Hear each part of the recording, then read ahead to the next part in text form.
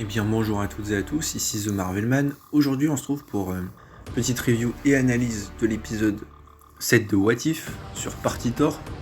Alors bon, j'imagine que vous savez, dans un premier temps, petite review sans spoil. Puis après on passe en analyse avec évidemment du spoil et des théories. Vous êtes prêts? On y va. Alors qu'est-ce que j'ai pensé de cet épisode de What If? Donc sur Party Thor. Et bah pour le coup, je suis extrêmement mitigé. J'ai vraiment du mal à me faire un avis sur cet épisode. Donc là évidemment je suis sans spoil, et même sans spoil, tout ce que je peux vous dire c'est que Thor n'a pas eu de frère adoptif, donc Loki, et donc il a grandi différemment, et un jour il décide d'aller sur Terre pour faire une fête, parce que il aime bien faire des fêtes. Évidemment tout va un peu partir dans tous les sens, et voilà.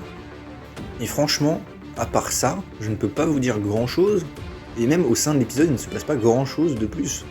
Le seul truc que je peux vous dire, c'est du semi-spoil, c'est qu'il y a un combat entre lui et Captain Marvel. Alors évidemment je vous dis rien du dénouement du combat, juste peut-être je pense c'est ça qui va surtout vous intéresser. Combat qui a d'ailleurs pas mal d'incohérences, mais ça j'y reviendrai en partie spoil. Je parle d'incohérence de puissance. Et à part ça, on a énormément d'apparitions de personnages. Pareil, certains personnages ça fait plaisir de les voir, mais dans l'intrigue ça n'a pas de sens qu'ils soient là. Et donc ça se passe à peu près niveau timeline à l'époque de Thor 1. Et voilà, honnêtement, je n'ai pas grand chose à dire de plus. C'est un peu dans le ton de Ragnarok, j'ai envie de dire. Sauf que là, au moins Thor, c'est logique qu'il soit débile, vu que là, il a grandi différemment. Dans Ragnarok, ça n'avait aucun sens qu'il soit complètement débile. C'était juste un changement de personnalité qui n'avait aucun sens. Mais bon, là, pour le coup, c'est un peu justifié. Mais est-ce que ça vous plaira? Je ne sais pas, ça dépend. Puis on se rapproche beaucoup plus d'un Ragnarok que d'un Thor 1, par exemple, au niveau du ton. Et comme j'ai dit, l'épisode en lui-même, il ne raconte pas grand-chose. Et je trouve que c'est un petit peu de transition avant, donc il y a un cliffhanger à la fin, bon je dis pas quoi bien sûr, qui tease un peu la fin de What If. À part ça, voilà, vraiment pas grand chose à dire pour le coup, en tout cas sans spoil. Donc bon, je vous conseille quand même d'aller voir l'épisode, mais franchement, comme j'ai dit, j'ai du mal à me faire un avis. Peut-être que ça vous plaira, en tout cas j'espère, et voilà. On va passer maintenant en partie spoil. Alors, on va rentrer enfin dans le vif du sujet. Alors donc comme j'ai dit, cet épisode déjà se passe sans doute vers l'époque de Thor 1, donc en 2010 normalement. Alors pour cet épisode, au niveau de la timeline, je vais être assez cool au niveau de la cohérence, parce que là, comme on nous le dit, encore une fois, le point de divergence est extrêmement loin. Ça remonte à des milliers d'années, quand Loki n'a pas été récupéré par Odin. Donc le fait que sur Terre, Jane Foster ne soit pas avec Erik Selvig au début, là, dans son petit camion, là, comme dans Thor 1, c'est pas forcément une incohérence. L'histoire a été grandement modifiée. D'ailleurs, j'ai bien aimé la relation entre Thor et Loki, du coup Loki en mode géant des glaces. Et cette fois-ci vraiment un géant parce que, je rappelle, même dans le MCU principal, donc le MCU canon, Loki est quand même petit, même en géant des glaces. Justement, même Odin le dit, petit pour le descendant d'un géant. Donc là, c'est assez marrant de le voir justement grand, et c'est quand même marrant qu'il reste quand même ami, entre guillemets, avec Thor, même au-delà, et toute l'histoire modifiée. D'ailleurs, le fait que, pour le coup, ça c'est un truc que je trouve assez cohérent, le fait que les géants des glaces s'entendent bien, c'est peut-être dû au fait que Odin, vu qu'il a rendu Loki à Laufey, peut-être que leur relation, du coup, c'est entre les Asgardiens et les géants des glaces, s'est améliorée dans cette histoire-là. Et c'est pour ça qu'il y a peut-être plus de guerre entre eux et que même Thor est ami donc avec un géant des glaces comme ça, quoi. Donc ça, pour le coup, c'était assez sympa, je trouve. Alors ensuite, pendant la fête de Thor, on a pu retrouver beaucoup de personnages aliens et non aliens. Je veux dire, on a retrouvé Thor, les trois guerriers, tout ça, mais à part ça, en vrai alien, on a retrouvé Nebula, Drax, Mantis, Yondu, Kraglin, Korg, Ayesha, des Skrulls, Valkyrie, le Grand Maître, Howard le Canard, aussi l'espèce de prostituée robot, je sais pas trop comment les appeler, les géants des glaces, et évidemment Surtur. Alors par contre, ça va être un truc que je vais critiquer, c'est qu'est-ce que tous ces personnages et ces créatures font ici? Je veux dire, qu'il y ait des humains, c'est tout à fait logique, c'est sur Terre. Mais Thor, il a pas donné de signal, il a pas contacté des gens. Comment tous ces gens savent qu'il y a une fête avec Thor sur Midgard? Et donc pourquoi quand les humains font des grosses fêtes aussi, les aliens ne débarquent pas? Enfin, c'est très bizarre tout ça, je trouve. Puis certains n'ont surtout rien à faire ici. Quand tu vois qu'il y a Surtur, mais qu'est-ce que Surtur il fout là? Comment il est venu ici? Et pourquoi il est gentil? Enfin, excusez-moi, je veux dire, certains jouent bien, comme j'ai dit, les géants des glaces, c'est assez logique au niveau de l'histoire. Mais Surtur, il a combattu Odin des années avant, là il n'y a rien qui a changé. Qu'est-ce qu'il fait sur Terre? Qu'est-ce qu'il fait avec la Statue de la Liberté? Pourquoi il est ami avec tout le monde? C'est Surtur, c'est pas n'importe qui là. Voilà, donc ça par exemple, ça m'a assez énervé. Et encore une fois, on va me dire oui mais c'est what if, c'est différent. Oui mais encore une fois, eux-mêmes n'ont pas compris leur propre concept. Comme j'ai dit, pour moi, ce sont des timelines extrêmement éloignées du MCU, qui se ressemblent un petit peu, pour éviter toute forme d'incohérence. Eux, ils te vendent ça comme des séries, enfin des timelines complètement dérivées de celles du MCU, avec juste un petit point de divergence qui change tout. Mais c'est qu'ils n'ont pas compris leur propre concept, parce que s'ils font ça, ça crée 1 milliard d'incohérences. Donc non, le fait que ce soit dans What If n'excuse pas tout, et Surtur n'a rien à faire ici, et ne doit pas avoir le changement de personnalité. Puisque soi-disant, le point de divergence, c'est Loki qui se fait récupérer, et on sait que Odin a combattu Surtur bien avant. Oui, donc ça c'est encore des trucs qui m'énervent. Après j'ai bien aimé qu'on voit un peu plus aussi sur Frigga, le fait qu'elle ait une sœur, je savais pas, je ne connais pas trop dans la mythologie en tout cas. Pas mal, on revoit aussi Odin qui fait le sommeil d'Odin, alors du coup pourquoi là il le fait vu que dans temps 1 il retourne en sommeil d'Odin parce qu'il est stressé, il y a les géants des glaces, il y a Loki, il y a Thor qui s'est fait bannir, enfin voilà. Là on sait pas trop pourquoi il va en sommeil d'Odin, bon c'est pas grave, hein. C'était pour le scénario je suppose. Et aussi alors un truc lié à Asgard qui m'a un petit peu énervé, c'est Heimdall. Donc Heimdall est censé surveiller Thor. Très bien. Et donc quand Thor va sur Terre, Heimdall ne le surveille pas. Parce que soi-disant c'est une planète que tout le monde s'en fout, ce qui n'est pas le cas, on sait bien Heimdall regarde toujours la Terre, et les 9 royaumes. Hein. Comment il est allé sur Terre, il a pris le Bifrost, mais comment il a fait? Il a laissé Heimdall le laisser prendre le Bifrost.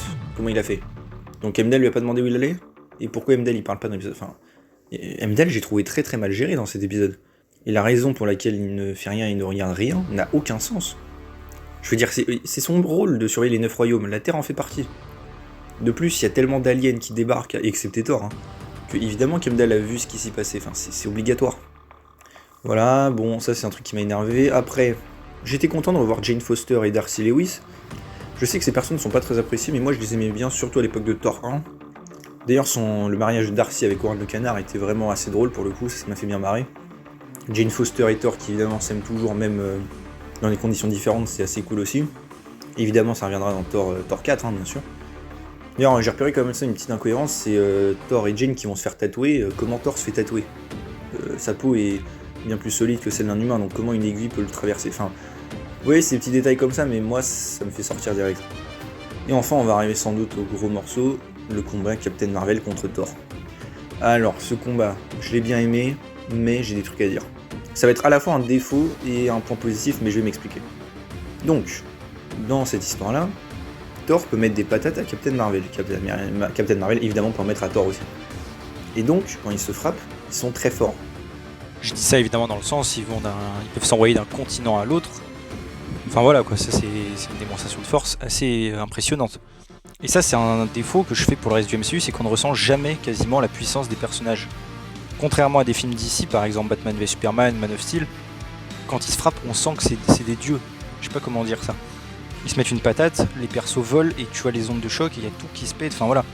C'est bête hein, mais pour moi ça fait la différence. Dans l'Incroyable Hulk par exemple, quand Abomination fout un coup de pied à Hulk, il s'envole à travers je sais pas combien d'immeubles. C'est ça la puissance. Par exemple dans Endgame, je suis désolé, mais quand je vois Thor et par exemple Thanos se faire des petits coups, ou même Hulk contre Thanos hein, dans Infinity War et qui se font à peine des petits coups pourris comme si c'était un combat de rue, c'est ridicule pour moi. J'y crois pas une seconde. Et là justement ça faisait plaisir de revoir enfin un peu de puissance vraiment réelle dans le MCU, ça faisait longtemps. Et donc le combat, il était bien. Mais alors du coup, comme je dis, ça va créer des petits problèmes. Rappelez-vous, échelle de puissance. Un coup de boule de Thanos ne fait rien à Captain Marvel. Littéralement rien. On sait que Thanos bat Hulk en force. En tout cas dans le MCU a priori. On sait que Hulk est plus fort en force que Thor. En termes de force, je dis bien. Même d'ailleurs Kurz dans Thor 2, je rappelle, a complètement écrasé Thor et Kurz n'est qu'une espèce de Hulk de l'espace. Hein. Et donc c'est là que vous voyez évidemment le lien que je fais. Thor peut mettre des coups à Captain Marvel alors qu'il ne devrait rien lui faire au niveau de puissance vu qu'elle résiste à des coups de Thanos. Et ça pour moi c'est une énorme incohérence de rapport de force. Et je rappelle aussi, Kurz par exemple, dans Thor 2, arrive à complètement frapper Mjolnir qui arrive sur la pleine vitesse et ça ne lui fait rien. Enfin il arrive à déjouer Mjolnir quoi, je sais pas comment dire ça, à le dévier. Captain Marvel ici se prend des coups de Mjolnir et ça lui fait des dégâts. Donc Kurz est plus fort et résistant que Captain Marvel dans le MCU. Vous voyez ce que je veux dire? Donc pour moi ça crée beaucoup de problèmes. Mais à la fois comme j'ai dit c'est super cool d'avoir enfin de nouveau de la puissance. En tout cas des impacts. Alors après encore une fois oui je sais c'est What If, mais le problème c'est que What If comme j'ai dit se vend comme des terres parallèles du MCU, alors qu'en fait, enfin, on va dire qu'elle est similaire jusqu'à un point de divergence, mais en fait non, la timeline est complètement divergente depuis le début. Et c'est ça qui m'énerve, ils vendent ça comme un univers, encore une fois que des univers dérivés du MCU, ce qui est quand même le cas. Mais le point de divergence c'est bien avant, on le voit même avec Captain Carter, le Tesseract se fait récupérer par Crâne Rouge bien après, enfin voilà. Et comme j'ai dit, tout ça pour moi c'est voilà, c'est la publicité mensongère, j'ai envie de dire un peu. Ou alors ça crée beaucoup d'incohérences. Mais voilà, sinon à part ça, bon, j'ai quand même apprécié l'épisode, il était assez marrant. Même si bon, la plupart des aliens, ce qu'ils font là n'a aucun sens. Et encore une fois, on peut pas me dire oui, juste c'est what if, non, il faut des raisons pour qu'il soit là. Enfin bref. Et donc évidemment, comme j'ai dit, le cliffhanger de l'épisode, c'est évidemment Ultron qui arrive. Donc Ultron qui viendra d'une réalité où évidemment il aura gagné, c'est-à-dire qu'il aurait eu le corps de Vision à l'époque d'Avengers 2, comme c'était prévu. Et il aurait évidemment battu les Avengers en Sokovie, j'imagine. D'ailleurs, on devrait avoir sa Terre, hein, avec Natasha Romanoff qui serait une des seules survivantes de la Terre. Ça a l'air d'être un épisode assez stylé d'ailleurs, mais c'est ça qui me pose un petit problème. Le prochain épisode devrait être Iron Man sur Sakaar, qui est traqué par Nebula. Et le dernier épisode devrait être donc les gardiens du multivers, hein, donc tous les persos qu'on a vus, contre Ultron avec les 6 pierres. Mais, l'épisode donc où on verra Black Widow dans le monde post-apocalyptique, justement à cause d'Ultron. Quand est-ce que ça va prendre place? Est-ce que ça prendra place donc dans l'épisode final?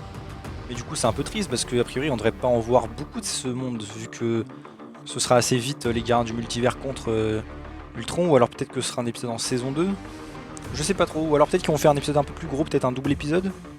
Je pense que ce serait bien parce que j'ai envie de voir pas mal du monde apocalyptique de Ultron, ça m'intéresse donc on verra. Et donc on y retrouvera évidemment Thor qui s'alliera avec tous les autres pour battre Ultron.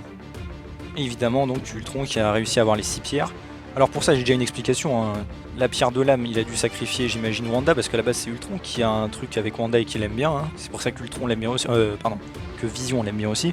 C'est parce qu'Ultron à la base avait un truc avec elle. Donc j'imagine que le Ultron a dû tuer Wanda comme ça. Plus, je rappelle, c'est grâce à la pierre de l'esprit, un peu comme Vision, qu'il a dû être au courant pour les autres pierres et qu'il a dû toutes les prendre. Et donc il a trouvé un moyen, alors ça on ne sait pas encore comment, de voyager entre les dimensions du multivers. Et c'est pour ça que le Watcher va intervenir et réunir tous les gardiens donc, du multivers. Donc voilà, j'espère que c'est un combat impressionnant et j'ai hâte évidemment de voir ce combat. Surtout qu'Ultron je l'aime bien, et même si je trouve qu'il était bien dans Avengers 2, un peu trop critiqué je trouve, je trouve quand même qu'on n'a pas vu assez et que c'est assez cool de le réutiliser. Surtout avec une envergure pareille, je parle au niveau de la puissance bien sûr. Voilà, je pense que c'est tout pour donc cette review de l'épisode 7 de What If, donc j'espère que ça vous a plu, n'hésitez pas évidemment à commenter, vous abonner, liker, partager, activer la cloche, et on se retrouve bientôt pour une nouvelle vidéo. Salut tout le monde.